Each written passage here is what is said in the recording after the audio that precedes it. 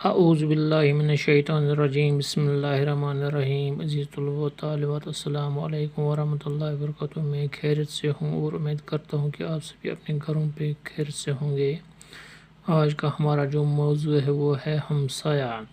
کل ہم نے ہمسایہ جو ہے موضوع اس کے بارے میں کچھ اس طرح پڑھا تھا۔ اسلم جو ہے وہ اپنی امی کے ساتھ گھر میں اکیلا تھا۔ اس کے جو پاپا تھے، اس کے جو والد صاحب تھے وہ باہر گئے تھے۔ اچانک رات کو اس کی جو ماں ہے وہ بیمار ہو گئی۔ اسلم تیسری جماعت میں پڑھتا تھا، وہ بہت چھوٹا تھا، اس کی سمجھ میں نہیں آ رہا تھا کہ کیا کرے۔ اس کی جو امی تھی وہ درد سے چیخ رہی تھی۔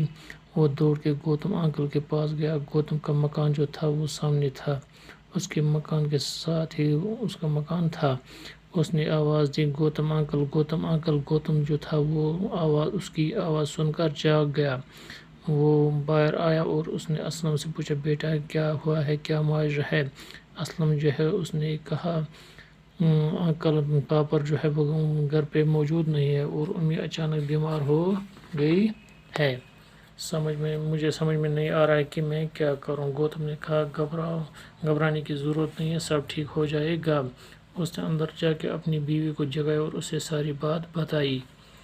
گوتم اسلم کے ساتھ اس کے گھر آیا۔ اس نے اسلم کی امی کو سلام کیا اور پوچھا کہ کس چیز کی تکلیف ہے، کس چیز میں درد ہے۔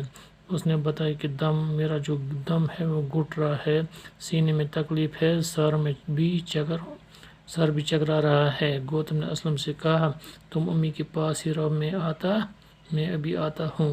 آج کو جو ہم سبق آپ کو پڑھانے جا رہے ہیں وہ کچھ اس طرح ہے۔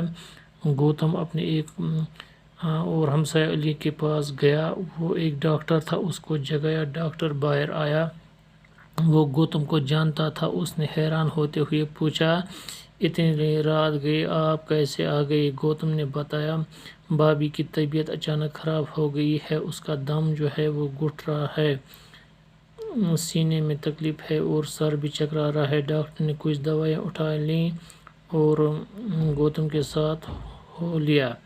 گوتم جب علی محمد کو اسلم کے ہاں لے گیا تو علی محمد نے پوچھا، یہ تو آپ کا گھر نہیں ہے؟ گوتم نے کہا، جی ہاں، یہ میرے ہمسایہ اکرم کا گھر ہے، وہ یہاں نہیں ہے، باہر گیا،